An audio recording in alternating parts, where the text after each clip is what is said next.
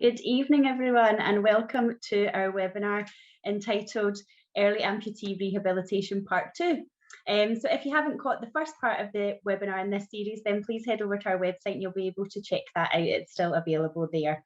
The question we're going to focus on this evening is to walk or not to walk. I think a question as clinicians we've all deliberated over at some point and continue to do so. I think with our audience that we have this evening and also our speakers, we have professionals from all over the world. I think we're going to really have some great discussion and be able to share experiences. So I do welcome you to use the Q&A throughout the webinar this evening. Please pop your questions to our speakers and also your own experiences, and we will get to them throughout the session. A couple of other housekeeping points.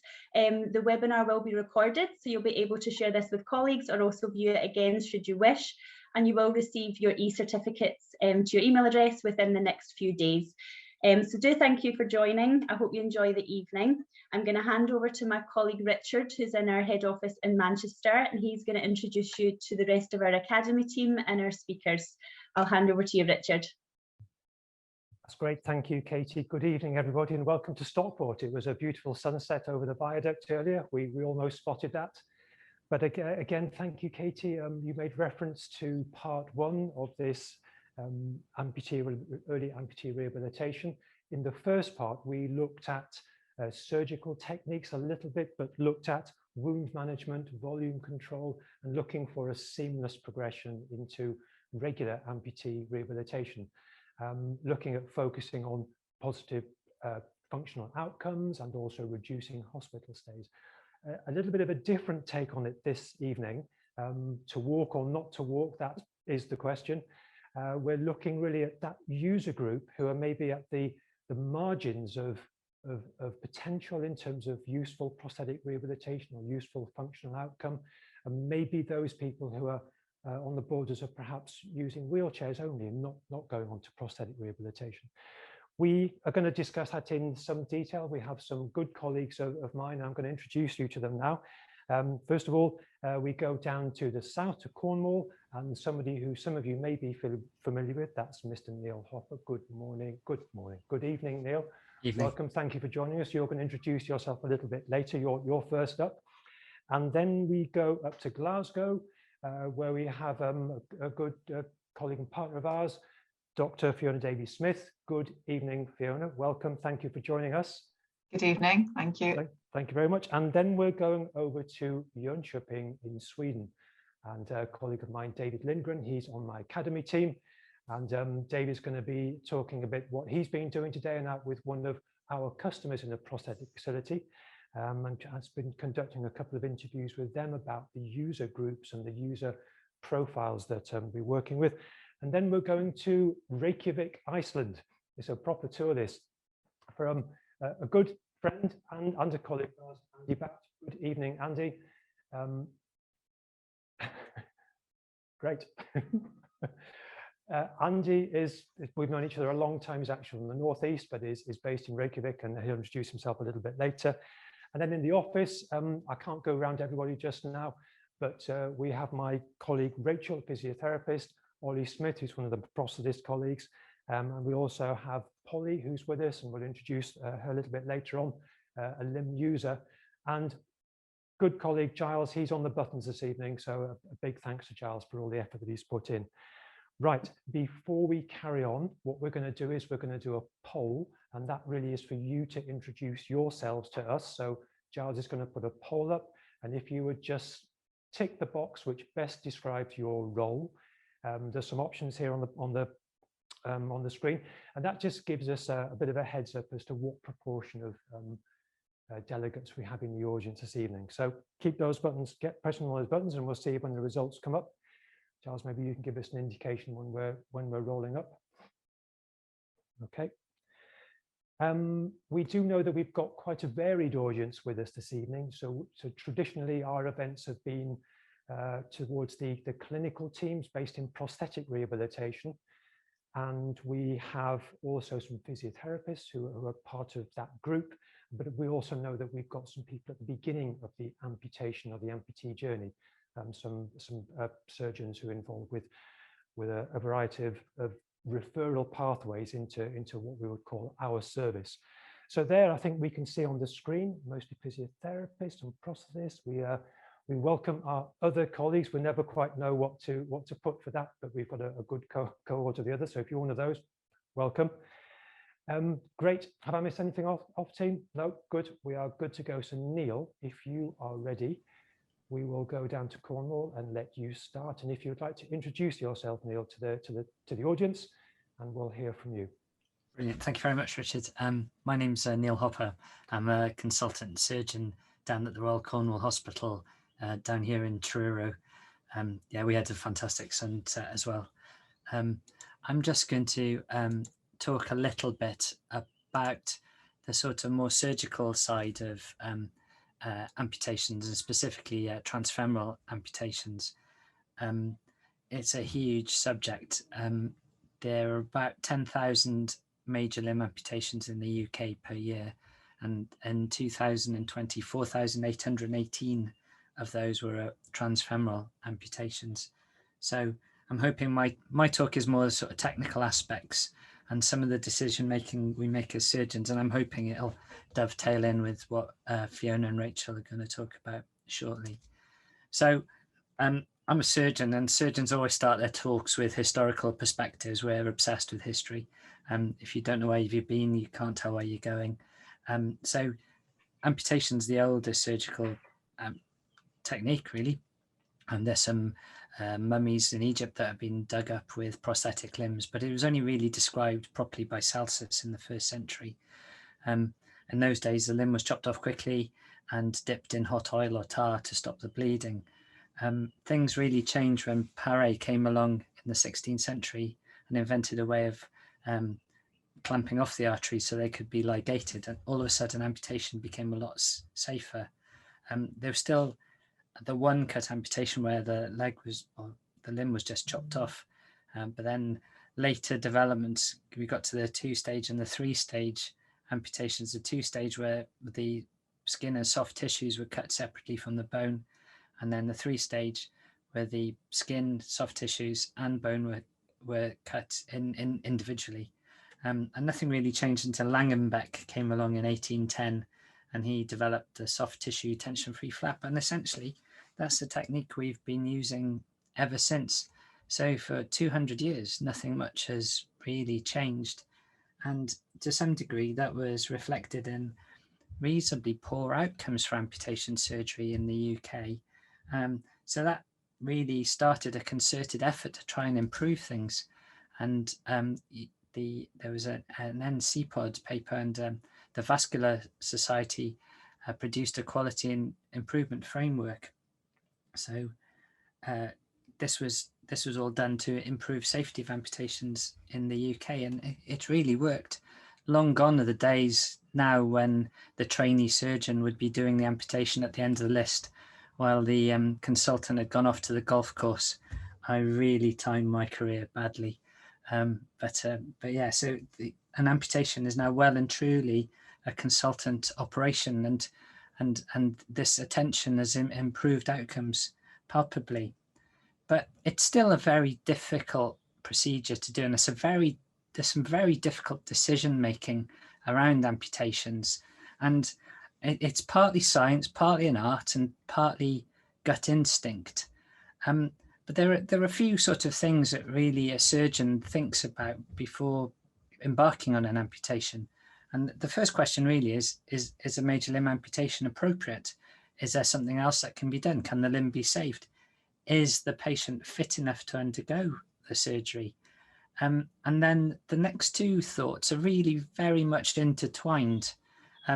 If you've decided that an amputation is to go ahead, at what level do you do the amputation? And that has implications on whether or not the patient is a candidate for prosthetic rehabilitations. And the answers from each of these questions feed back into each other. So it makes it a very difficult and very bespoke decision for each individual patient. And as a surgeon, in isolation, I think we're terrible at making these sort of decisions. It is entirely a multidisciplinary approach. And the key players in this really are the physiotherapists and the prosthetics team and the rehab team. we can sort out the anaesthetist and the medical specialist can optimize the patient and get them ready for the operation, but the appropriateness of the operation and the type of operation is more difficult, and that's where you need to draw on all of these specialists together to come up with the best plan for that individual patient. It really is quite a skill. So when do we undertake a major amputation? Well, it's quite simple. Broadly, we use the 4 Ds, and that's if the limb is dead, dying, so if there's no hope of reconstruction, which is often the case with vascular patients, dangerous, so if there's a rampant infection or a malignant tumour, or if it's a damn nuisance, if it's really painful, or it's useless or has fixed flexion contractures. So these are all the sort of indications that we need, and they're pretty clear cut, and it's pretty easy to make a decision about whether a limb is viable or whether a limb's, but it's the rest of the story that's difficult. And as surgeons, we're terrible at thinking of amputation as the end of the road, as a failure of treatment, and it's not. It is potentially life-saving, but also it's an opportunity, and it's not the end of the road, it's the start of the road often, and an amputation can be enabling, and you are literally creating a new organ of locomotion. And if you keep that in the back of your mind, it's slightly less depressing. It's giving the patient freedom, perhaps, after years of pain or immobility. So there's some things as surgeons that we do need to keep in the back of our minds, and we're getting better at this. Is the days of saving the limb at all cost are sort of disappearing, because prosthetic function is so much better, and patients do very well with amputations. If you keep in mind that if you do percutaneous interventions, so an angioplasty or a stent, to try and keep a limb on that's not doing very well, then you might get higher rates of ambulation, but that can only be a temporary phenomenon, often only lasts a little while. And if you'd gone straight for an amputation, the mortality is lower. So it's important to keep these things in mind. And it has traditionally been taught that limb salvage is cheaper than amputation, but more recent studies are perhaps changing that balance, and limb salvage is expensive. So how do we choose the correct level of amputation? Well, that's the million-dollar question, but there are a few simple things that we aim to do. So we aim to remove all of the infected or gangrenous or painful tissue. We need to create a wound that heals up. There's no point doing an amputation if it doesn't heal up. And also we need to create a residual limb that's suitable for the application of a prosthetic. So there's a counterbalance. There's a pressure to go distal down the limb, and there's a pressure to go proximal. And the pressure to go distal essentially is that patients ambulate better with a more distal amputation. And as you can see in this study, an amputation above the knee was 4.4 times less likely to ambulate with a prosthesis than an amputation below the knee. But again, who knows? You can't predict that. It's very difficult to predict, but there is a pressure to go distal. And there's also a slight political pressure to go distal, because lots of vascular units and hospitals essentially we're marked on the number of above knee to below knee amputations. That ratio is really important, and it's a quality metric for the service. So we really need to be doing fewer above knees and below knees, and the ratio needs to be less than 1. But although that's, you could say it's irrelevant and it depends on the patient, that does play into a pressure to go distal. But then there's the counter pressure to go higher up the leg. You get better wound healing. The operation is quicker and simpler, and it's usually definitive. The patient is less likely to require reoperation. And these are often in patients who are very frail and have been through the mill. They've completely depleted. They're shattered. They've had multiple operations, long times in hospital, and they may not be able to tolerate a second hit. So if a below knee amputation were failed, fails to heal, they may not have it in them to have the conversion to above knee, so they can't have the second knee. So you may want to go proximal purely for safety, just to get the patient well. And how do you decide, is there science behind it? Well, there is to some degree. So part of the decision-making process is the extent of the tissue damage, whether there's fixed flexion contractures and this sort of thing. You feel for a pulse, and it's actually quite a strong indicator. If you've got a popliteal pulse, then you're likely to heal a below-knee amputation. If you've got a femoral pulse, you're likely to heal an above-knee amputation. However, an absence of the pulse doesn't mean you can't go at that level. Some people have looked at skin temperature, and it's thought that if skin temperature is above 32 degrees, and then that's associated with better wound healing. But one thing is definite, is palpating the limb with your hand to check the temperature is absolutely useless at predicting outcomes. It's proven to be like flipping a coin. Counterintuitively, doing an angiogram on these patients doesn't help the decision making, and measuring the pressure of the blood in their outcomes can help. And there have been a variety of weird and wonderful tests to predict the outcomes in terms of wound healing from different levels of amputation, using radioisotopes and injecting dyes into the limb and transcutaneous oxygen measurements. And they're a mixed bag. Some are helpful, some are not. But in general, they're not available. Even if you wanted to do them, most hospitals don't have the facilities. And if you add them all up, they're actually not that much better than just clinical judgment alone. But the science is one thing, but it is more of an art. And what you've got to remember is there's a patient at the middle of this at all times. And the patients may have some expectations and wishes. You know, you've got to factor in the premorbid condition. You've got to factor in how full their petrol tank is. They've lost a lot of protein and muscle mass by the time they get to this stage. Often the nutrition is poor, and they often have cardiac and renal disease. But even then, it's difficult to predict.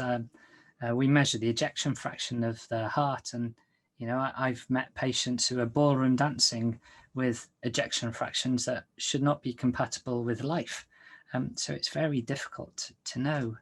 And there's also the intangible gut instinct-y stuff, and that is difficult to quantify. It's when you look at the patient and they've got a twinkle in their eye and they just want to get up and about. They're stubborn, they're determined, and it doesn't really matter what their health is like.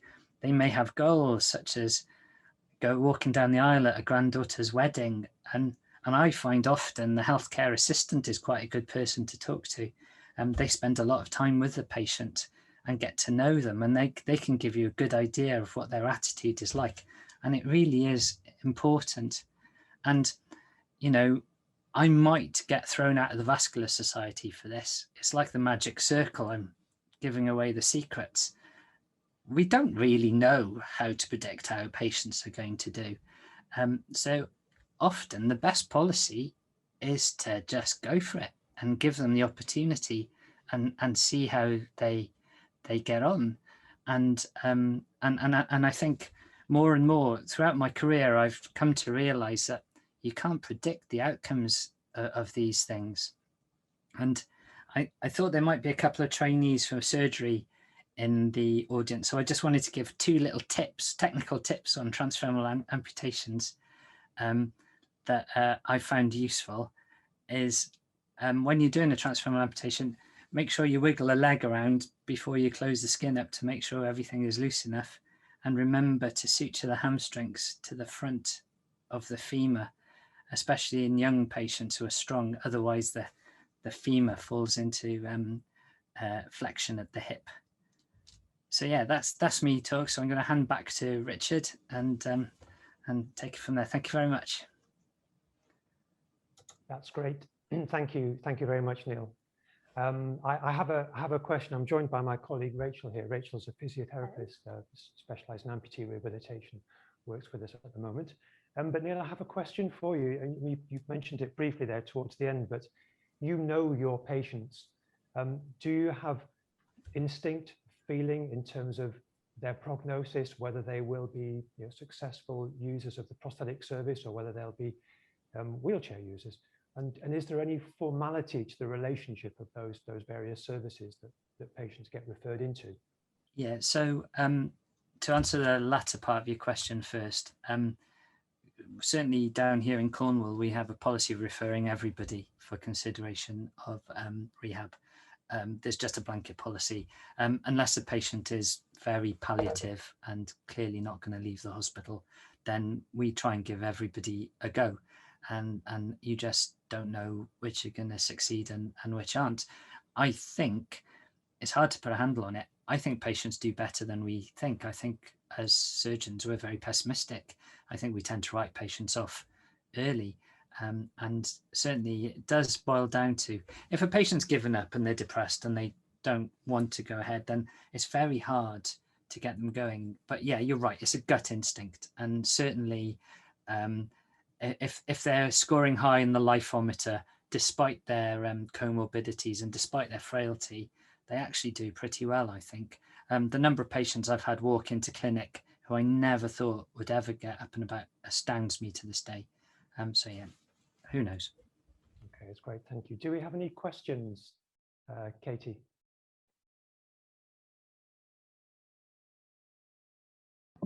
Yes, we do. We've got one from Lou here. As a vascular service in Cornwall, are there any pre-amputation predictor tools used to inform the consent process, e.g. BLART? No, we don't tend to routinely do that. Yeah, I think,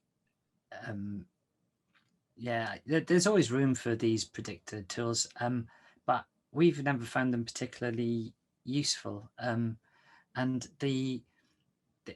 there's always the converse is a worry, isn't it? Is if you predict somebody's not going to ambulate, then you don't give them the chance or the opportunity. So I think our blanket policy of just assuming everybody is going for rehab and then picking them out afterwards, it may be a better way of capturing more patients if we possibly can.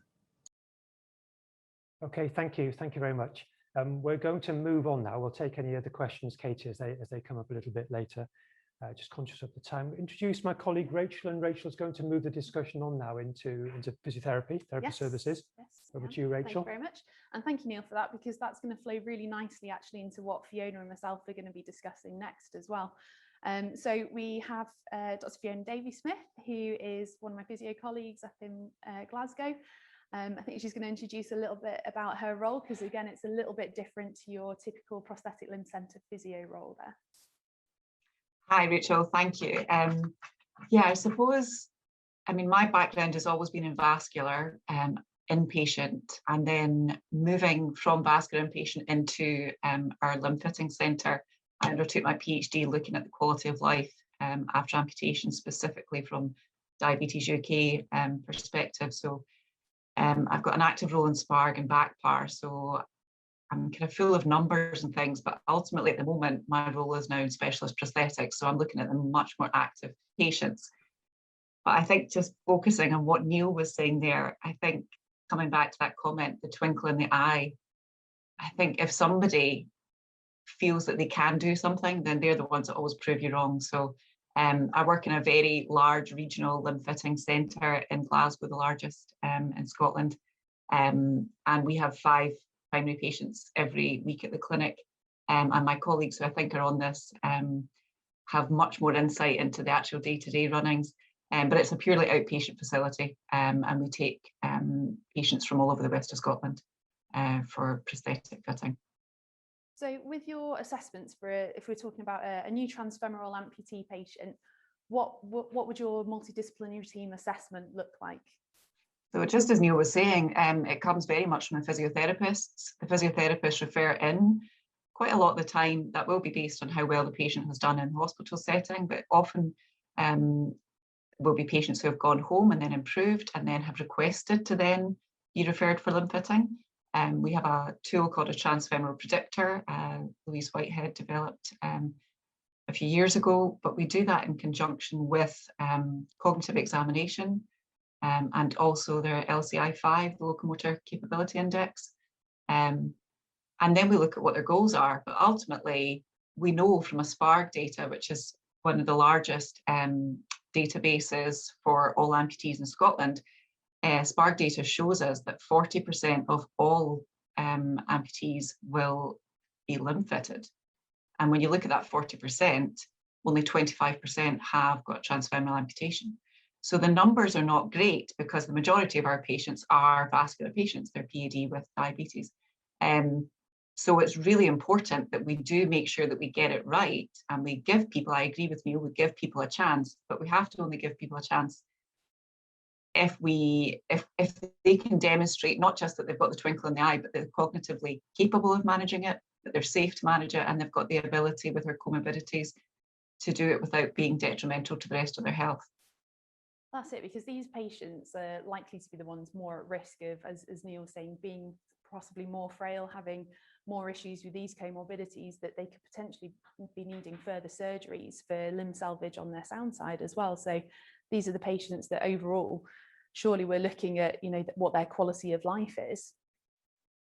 Yeah, and I think that's kind of where my focus has been for just prior to this role that I'm in, and was looking at the quality of life. And I know this is going to sound really depressing, and I really didn't mean this talk to be kind of coming at it from a depressing point of view, but just taking a transfemoral patient who has been limb fitted. I went out and interviewed a lot of our patients about 6 months to a year after they were limb fitted. And all of the transfemoral patients in that group, when I went to the house, none of them were wearing their limb. They didn't see the purpose of wearing it when they were indoors. So the prosthesis itself was very much for a specific task. And if that task could be done in the wheelchair with a reduced effort, then they would do that rather than actually put it on to do the task. So I think we have to kind of look at what is useful for them is not always what a physio will perceive as being useful. So yeah, the quality of life we know is not great after amputation anyway, and that's specifically after vascular amputation. And then add on to that, if you have somebody who's got a prosthetic limb with claudication on the other side, potentially angina, all the other things, then, you know, the very question to walk or not to walk is just one that we constantly ask. Yeah, and of course, and I think as physiotherapists, I think we're probably quite optimistic with a lot of our patients, which isn't necessarily a bad thing.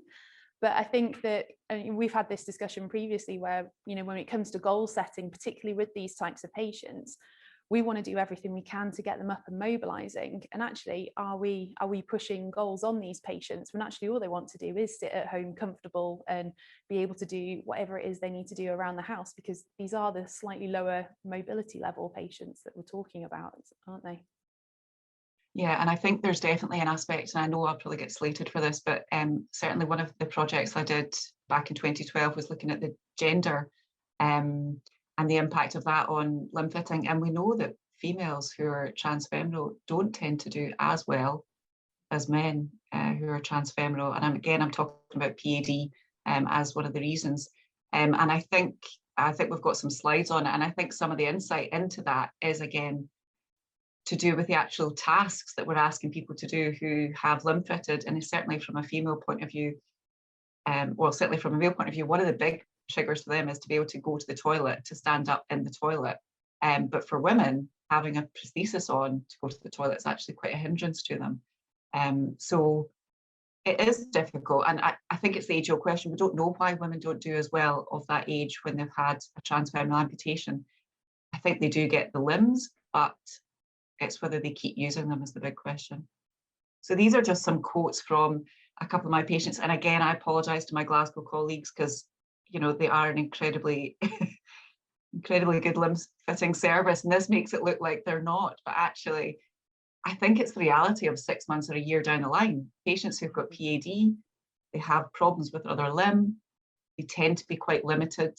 They're very dependent on walking aids if they're in that really low K level bracket. And all of that with the cognitive, having to think about where you're putting every single step. can be quite exhausting.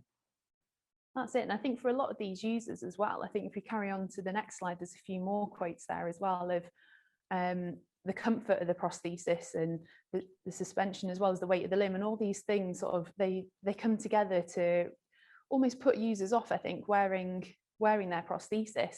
And if we're looking at providing something to these patients, surely we need to be, you know, we need to be really optimizing it for the goals that they want to be able to do, and be supporting them with that, rather than assuming that they're going to becoming more mobile. And I think this is it. It's important. I just stress this is a focus group that myself and Grace Ferguson, another physio in Westmark, we carried this out with 7 of the ladies who are all successful, we would call successful limb-fitted and transfemoral users. And we got them into a room pre-COVID, obviously, and we asked them kind of, you know, first of all, I think the one question we asked them was, my artificial limb is, and then we got them to give us a word, and most of them came up with, it's heavy, it's uncomfortable. And again, this is not a knock on the prosthetist, but this is, most of the patients wear test belt suspension, ischial bearing, not all of them were saddle and things like that, but they felt it was very uncomfortable when they were sitting. And I think that's the problem. A lot of the ladies were sitting. They found that it was quite heavy, just even pressing on their limb. They got quite fixated on the next slide talking about the toilet. So apologies for some of the Glaswegian. I think I took one of them out. But one of them was, I was quite shocked that she said that she actually limits her fluid intake just so that she doesn't go to the toilet, because it's so difficult to go to the loo. That's it.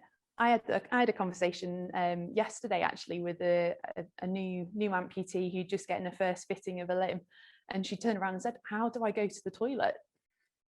And you know, she's a young woman in her 40s, I think, and we sort of stood there and said, well, there isn't really a great way of doing it with whilst your legs on. And she's a nurse, so she's like, how am I going to do this on the ward when, you know, I perhaps don't have the space in the toilet to get to it? So, you know, that is something that is certainly what you're saying, the difference between the male and the female patients and wanting to be able to mobilize again. That's a big thing. It is a big thing. And I think, I mean, obviously a lot of the patients that we have now, we are moving them away from test belts if we can. We're moving them on to improved suspension, but that doesn't always work with some people, and some people prefer it.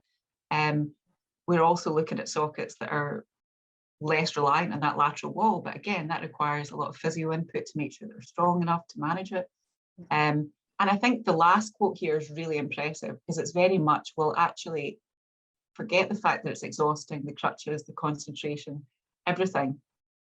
This person was basically saying it overrides everything, because the fact that I can do it and I can actually get up and walk out my house and get into my car makes everything worthwhile.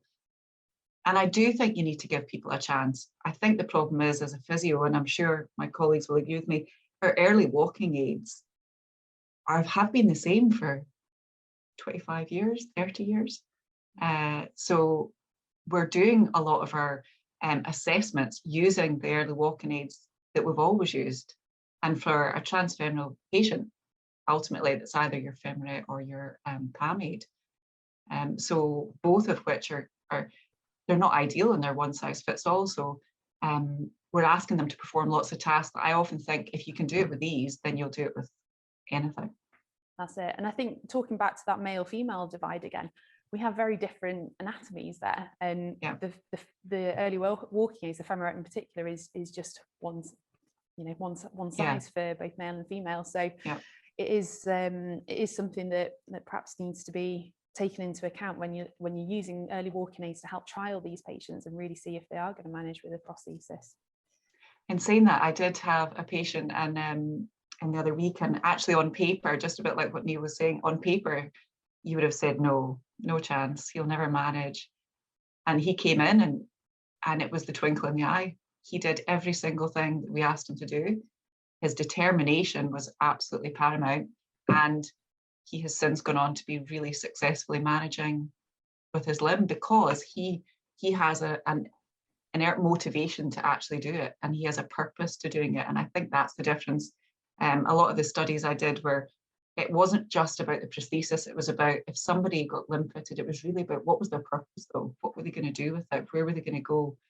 And that's what moves people on. So I think the other thing is we don't really have a clear picture of how well people do a year, 2 years, 3 years down the line, as far as how active they are. And that's something we probably need to be looking at.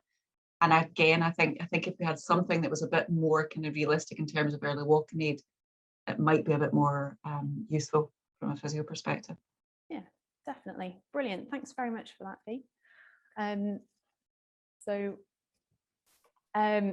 So we're going to have, I think we've seen quite a few questions pop up there. So Katie, have you got any that we can answer now between Neil and yeah, Fiona? I think quite a few were actually for Neil. So Neil has kindly been typing answers to people, and then we do have a nice comment in there from David regarding a study. So I think that's more just for everyone to take a look at as well. So I think we're okay for questions at the moment. Awesome. That's great. Thank you. Thanks, Rachel. Thank you, Fiona, as well. Thank you. We're going to just move on at the moment.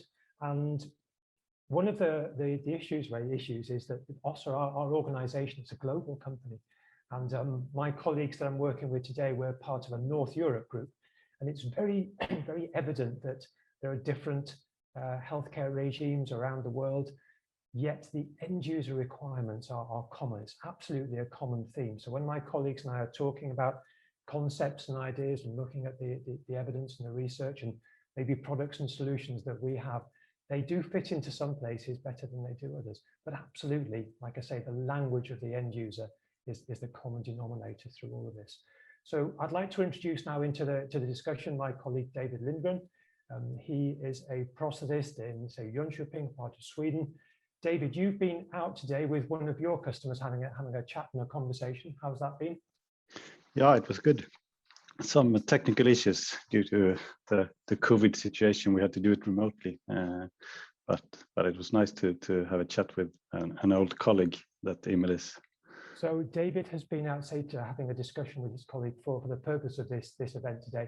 And David's been talking with Emil about user selection again. So what do users get? What equipment do patients have access to, and what are the demographics of that organisation? So maybe now if we run that video, David, we'll have a few questions later after that. So if you can run the video, Charles, that would be great.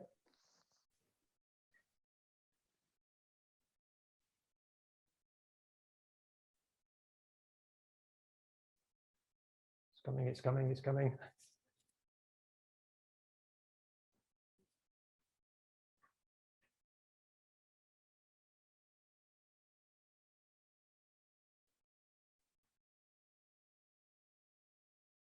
There we go.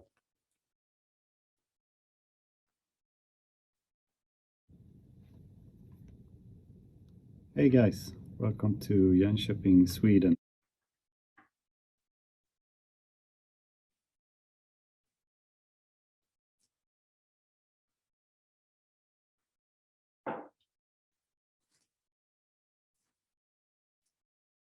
Just a few hiccups, I think. Just waiting for the sound to come back. You're all right, David. Stay cool. Giles is on it. But there we go. We're going again. Coast for a remote meeting with my customer, Emil. Hello, my name is Emil Hedrén, CPO at Team Olmed in Varberg on the Swedish west coast, with 20 plus ages of experience. Perfect. Thank you, Emil, for participating in this. We will have a discussion around your low active user group with a transfemoral prosthesis today. And my first question to you is, what is the pathway the patient goes on to reach your clinic? Which way? We have a team around these patients, an amputation team, which is consists of a doctor, a nurse, a CPO, a physiotherapist, and an I don't know the name in English, but arbetsterapeut and curator. occupational therapist, and I don't know, karate either. Yeah, and also well, it consists of about 8 people from different parts of the rehabilitation chain. Rehabilitation, yes, yeah. And if a patient is in line for an amputation, we all in this team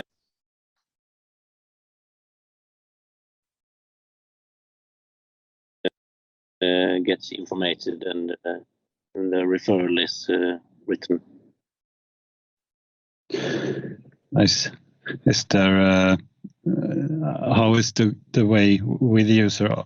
Is everyone offered a prosthesis, or only the one that you think will have benefits of one? Everyone who wants to and has the ability to be used to it must be useful for the patient. But if they want, they can. Okay, nice. And once the user has come to the clinic, what is your way of decide which components and which kind of sockets you will fit the user with? We are free to choose, but the criteria that we use is of course activity level, condition, and personal capabilities. Yeah. And for these low, really low, like K0, K1 users, how do you decide what kind of socket design you will fit them with, and which socket design they may manage to handle?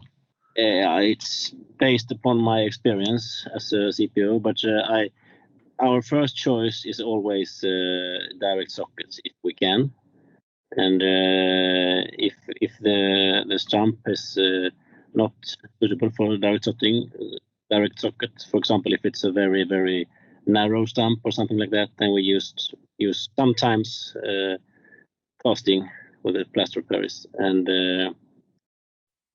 now we have also this opportunity with TF Connect for the low active TF use. And after the prosthesis is delivered, what kind of issue is commonly present with the socket? Is it like struggle with donning, doffing, like maybe discomfort sitting or discomfort standing up, walking? What is the most common issue you face? The most common issue for these elderly people is has to do with donning and doffing, I would say. Okay. And if you would find like one reason or a couple of reasons that patient generally give up limb wearing, like don't want to use the prosthesis anymore, is there any general reasons for that you can see? Either if they are getting older and doesn't have the physical capabilities anymore, or maybe if they think that the donning and doffing is too hard and too big issue for the little gain of taking a few steps. Yeah, and is there any point that you actually recommend them to stop wearing a prosthesis, or is this always their decision? It's their decision.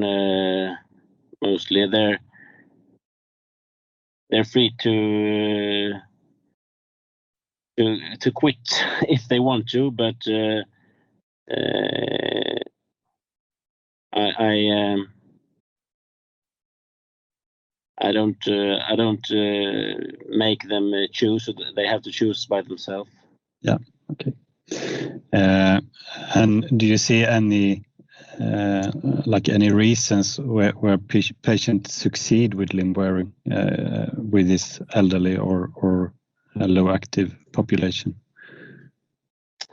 It has to be a socket design or a component choice that the person can handle itself, or the person around him, the home health aid and so on. So it's good if it's a standardized procedure. Yeah. Okay. And once outside the rehab center, when they leave your, how do they manage using the prosthesis day to day? Do you have any feeling about that?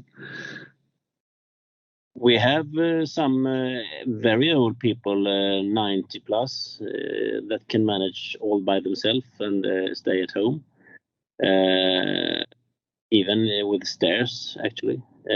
But most commonly, it's they get help by the home health aid in where they live in I don't know the name for that, but a house where with elderly people lived with it. Yeah. Thank you, David, for that. David, yeah, and a big thanks to your colleague as well. I appreciate English is not your first language for both of you. Obviously not. One of the reasons that we come to you, of course, is that you've been involved. There was mention of this, the Connect TF. It's a socket that we'll talk a little bit more about. But some of the comments that your colleague there was talking about, you have if you have people who are elderly, they have issues with donning and doffing the socket. How realistic is that? What's your experience of these people? I think it's exactly what he says there. It is the hardest part with prosthetic use for elderly people, and I think the real benefit with the Connect TF socket is that it's so much easier to donning and doffing, okay. Especially donning. I would say I think the hardest part with the donning of the Connect TF is actually the liner part. Donning the socket is really easy. But the alternative for people who are, say, in their later years, in their 80s and 90s, who are having to put on maybe a more complex fitting socket, whether it's something with a liner or ischial containment, or like Fiona was saying, with a soft elasticated belt, that sometimes is a barrier to people progressing well with their prosthesis. Yeah, definitely.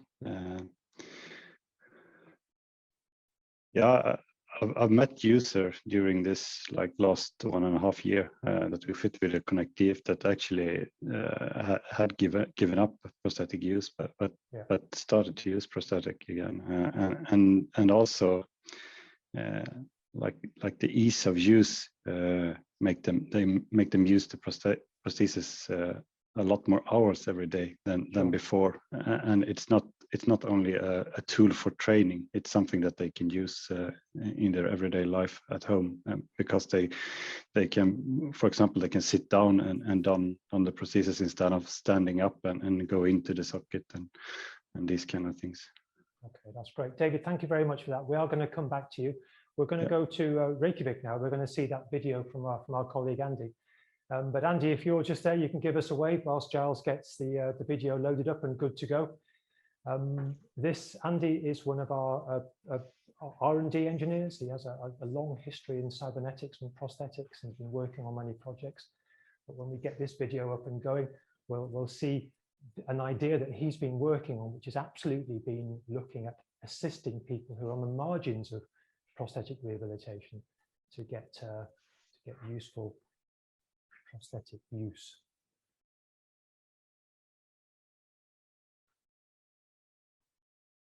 Hello, my name is Andy. I've worked for Össur R&D Iceland for over a decade. I've worked on many products over the years, Rio, Proprio, some liner projects for Sealing, Unity. However, during all of this time, when I was working as a somewhat respectable engineer during the day, I was working in the evenings and weekends as pretty much a lunatic inventor. I had, and I still have, a very happy but unhealthy obsession with creating a better socket. I created a lot of prototypes to create this new type of socket. Here is a short video about this.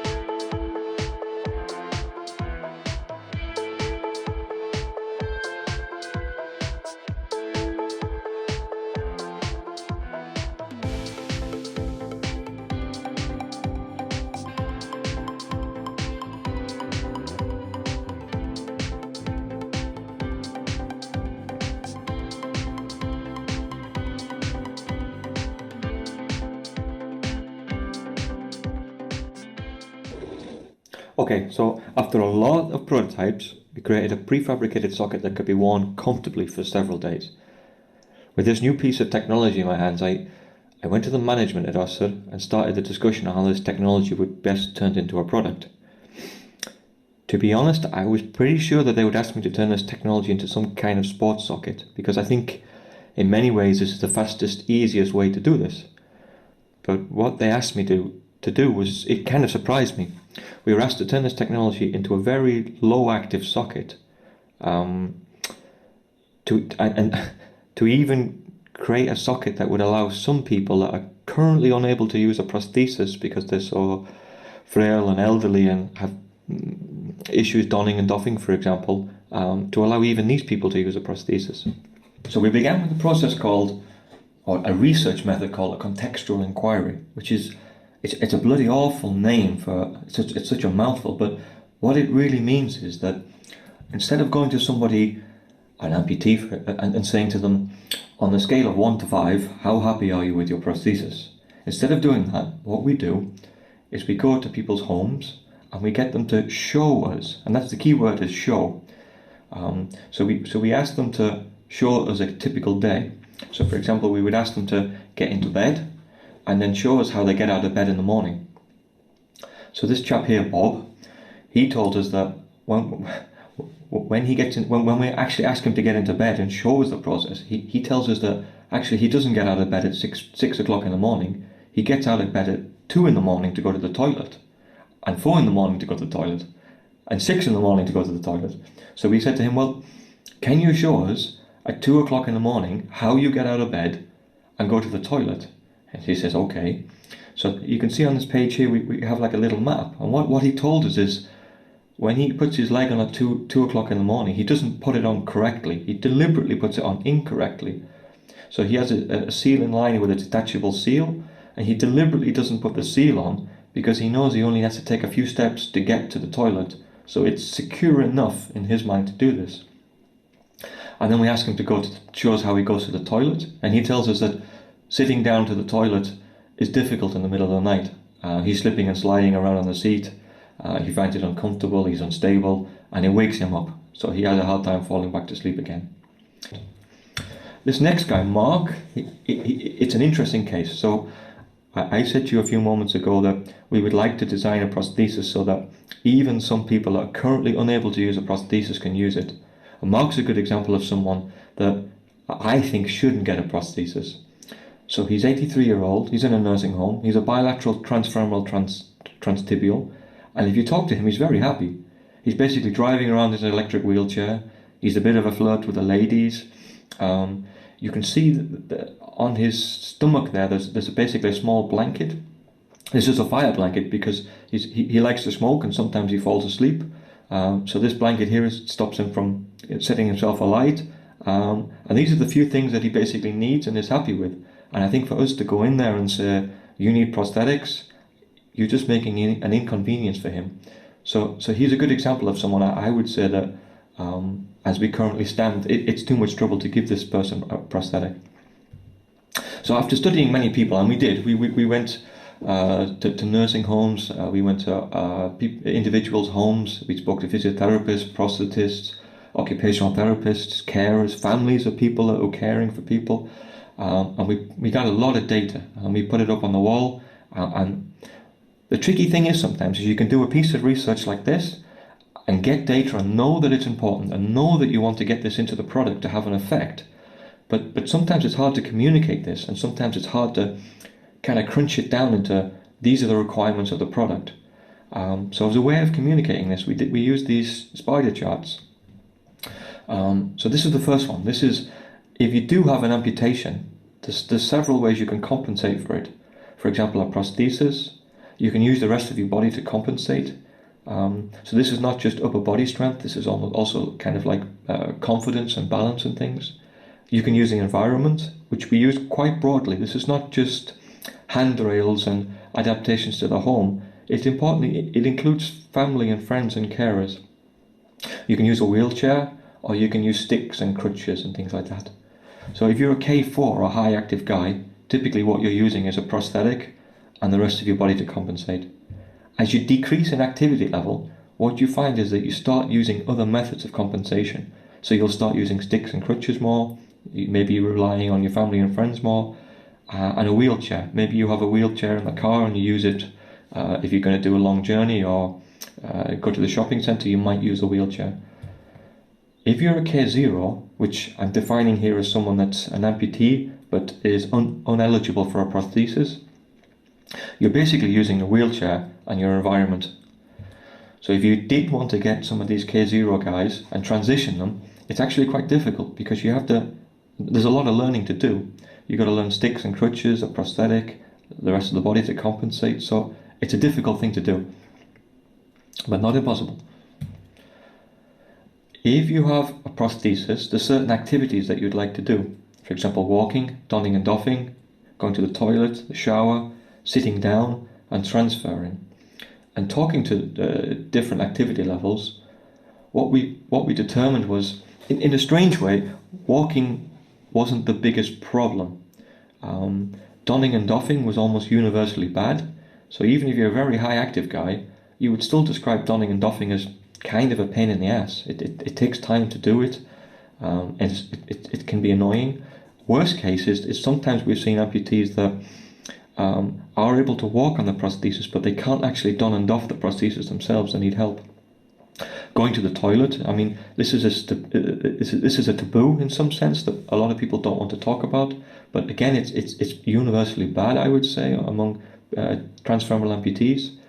Going to the shower also. Sitting is interesting because regardless of activity level, you do have to sit in a socket, which is interesting because I mean, even high active amputees, most of the day is not spent walking. I would say most of the day is actually spent sitting, but we do of course design sockets mostly, I would say, for walking, but another activity that you're doing more is actually sitting, so that's interesting. And transferring is also difficult. An interesting thing to note about someone that's an amputee but not wearing a prosthesis is that sitting, how do I put this? Sitting is actually more comfortable without a prosthesis. So in some sense, if you give someone a K0 a prosthesis, you're going to decrease their function. You're going to decrease their sitting function. So that's something to note. If you have a prosthesis, there's certain other activities that you need to do. For example, cleaning, which was always seen as a bit difficult. I think in many cases, the amputees were cleaning the liners but not their sockets. Donning is interesting because you need physical strength. Often people are standing on one leg and kind of jumping up and down into the socket to get into it. And to do that, you need balance. You need cognition. So we, I guess, in this industry, we think that putting on a liner and putting on a socket is quite simple. But if you think about it, there's many steps to this. So you have to get the liner inverted correctly, position the distal end on the liner, roll it up, put this into the socket, locate it correctly in the socket. So there's many steps to do this. And we've seen in some cases going into nursing homes, a prosthetic leg might be in the corner of the room. And when we ask, why aren't you wearing it? The answer might be, well, the person in the nursing home that knows how to put this on wasn't here today, and no one else knows how to do this. So I think people are intimidated and don't quite understand how to do this. So I think that's interesting. So after doing all of this analysis and concluding on what we thought was important to make a really good low active socket, we came to the following conclusions. We'd like to make a socket for amputees that are very low active, including a small number of the current amputees that are classified as a K0. We would like to move them into being a K1. And this is a small percentage of a large number of people. We decided we would like to make a socket not just designed for walking. We'd like to make a socket deliberately designed so that it's also designed for sitting. And we'd also like to make it easier to don in terms of physical effort, the amount of steps or the cognitive effort required, and the time taken to put this on. And we did it. It's called Connect TF, and because this presentation is only 15 minutes long, I have no time to tell you any more about it. If there are any questions, Sven and I are happy to hear them now. In the background, while Sven and I are answering questions, you can see various different images. Stop the video there. we've stopped video there because we're just going to move on with time. And I wonder if Giles, if you can get David up as well and get ourselves into the thing. Andy, it's interesting to see the development of a concept, an idea, and a product like that. It's been a real big part of your life, I guess, in terms of getting something out that's useful. Something that you've said to me once is that as a profession in prosthetics, we're obsessed with level ground symmetrical walking. And I think you illustrate quite nicely there that obviously, for people who wear prostheses, then it's not about that, it's other aspects. David, if I can bring you, and we're going to just keep about this discussion. You and your colleague Emil, you had some discussions. What have you found has been useful for your users, David, with Connect here? What's been a real benefit for them? Yeah, well, what I've heard from the user, it's the donning and doffing is super positive, and also the perceived feeling of safety, like the socket sits tight onto them. It's like both the pin connection in the bottom, but also like the socket take a grip around the residual limb, and it makes it really, it's comfortable for them to know that even if I would sit down on a concert for 1.5 hours, when I have to stand up, the socket will sit where I want it to be, and it's also, yeah, like mentioned before, like sitting comfort. That's really appreciated in the socket. Is my feeling, and what I've heard. And Andy, in terms of your ambition and your design, do you see the issues that you illustrated in your conceptual study? Do you see those realized now in what we've got? I mean, a lot of things we identified, and we've made good progress on it. But I think, to be honest, I don't know a single engineer that isn't always looking for problems. As soon as we got a solution to one thing, it's like, yeah, but we got to do this and we got to do that and we got to do this. So, I mean, the dream for me was to create something that we could keep building on and making better and better and better. Yeah. So I see that, and I'm just excited to just keep making this better and better and better. And whilst I ask Ollie and Katie if there's any questions in the chat at all on this, we'll just carry on with the chat. But David, what kind of user groups have you seen this socket used for? Is it really just the new amputees who are at the super low activity level, or others as well? No, it's been both actually, but most of them has been on other prostheses and other socket solutions earlier, and we have also met one guy who had who was a drug addict, or how to explain him, but he was quite young, like maybe 55 or so, but low active due to his like issues in life, so to say. So there's been all kind of uses so far, and okay, that's great. I think for me, Richard, one of the nicest users I saw was in the US. This is a trilateral amputee. He's double TF, transhumeral, and also missing fingers. And he came in a wheelchair and left the clinic walking, but crucially, he could do this independently himself. He could put the sockets on himself. So that was kind of one of my highlights over the last year. And that's one thing your colleague was saying, David, that having carers around and having other people to assist in donning and doffing the prostheses, this is a real issue as well.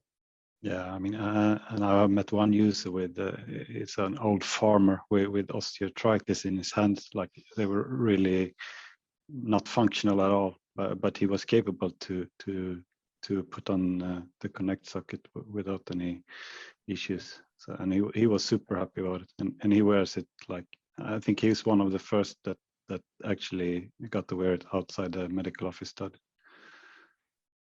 Good. I'm going to cut that there. I'm going to say, Andy, thank you very much for joining us. Hope everything's good where you are, and the same for you, David. Thank you as well. And Giles, if we can just come to the main camera here. My colleague Ollie Smith is now going to work with Polly, one of our users, and Ollie's going to take us through with Rachel as well. He's going to help with the camera. Going to take us through what this concept is and just go through some of the details regarding it. So Ollie, over to you.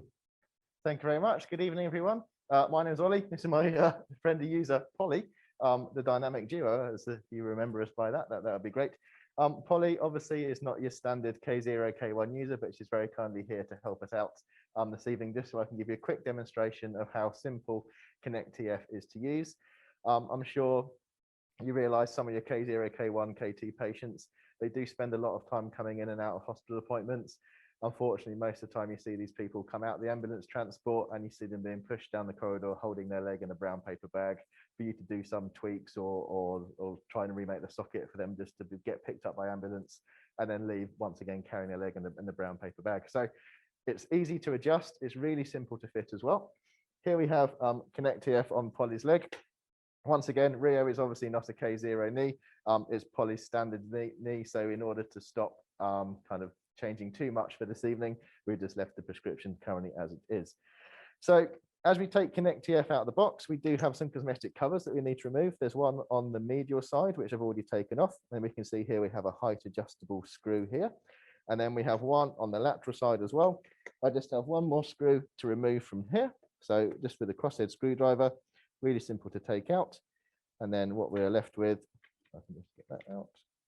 There we go. Is we have another height adjustable screw, and we also have 4 cord tensioning screws, also known as bobbins. So the first thing we're going to do is we're going to loosen off all the screws so that when it comes to fit to the patient, you're starting from a fresh start. So in order to loosen off the screws, you just need a 4mm or a 6mm Allen key. So we're going to loosen off the height adjustable struts. So once we've loosened these, go the other way. I can do that.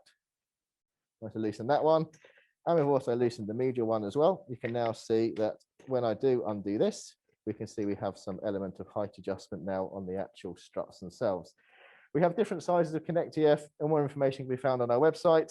But basically, depending which size you have, we have an adjustable height of around about 4 centimeters from minimum to maximum. And then the final adjustment we're going to do is just on these bobbin cords. So as you can see at the minute, the cords are quite tight. We're just going to loosen those off. So these are the way that these work. You just push them in and we just loosen off the cords. And what this means now is that when we pop the socket onto the patient, we can now adjust the tension in order to fit it direct. So we're just loosening off all the cords just so that we can start from afresh. And we have a quite simple 3-2-1 fitting process with this. So the first thing we're going to do is we adjust the height. So in order to do that, make sure everything's loose. We're just going to pop it onto Polly. So no, you're fine. So always sat down. So we're going to pop this onto Polly. It's a locking liner socket. We always use a clutch lock pin so people can pull themselves into the socket. So first thing we're going to do is going to pop this on. Going to get the pin. Just shift your bum forwards a bit in the lock. That's it. And once we're in, we can now turn this clutch lock and we can see we're pulling the user down into the socket. So now they're into the socket. First thing we're going to look at is the height. So you can either do this 2 ways. One is you can just measure from the perineum to the distal end of the residual limb, and we can set the height on the medial strut. Or you can make sure all the screws are loose and you can just make sure everything's at the height that you want it. And then with an Allen key, we're just going to nip that up. So we're just going to tighten that up. And then we're just going to slip this off again.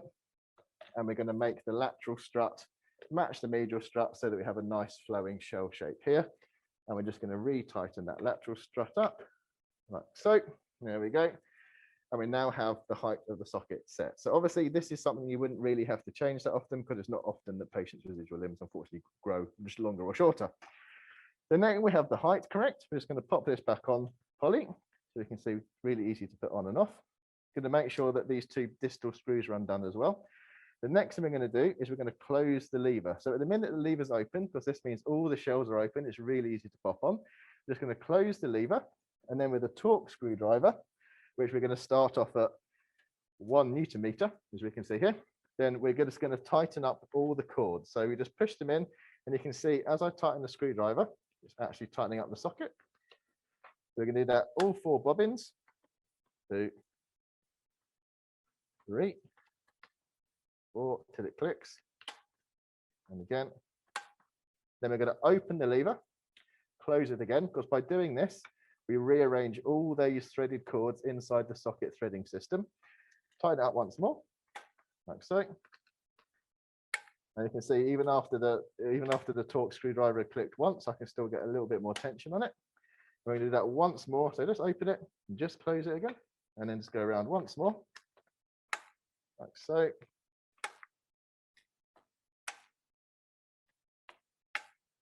And now we have the tension of the socket set. And then finally, we have these two distal screws.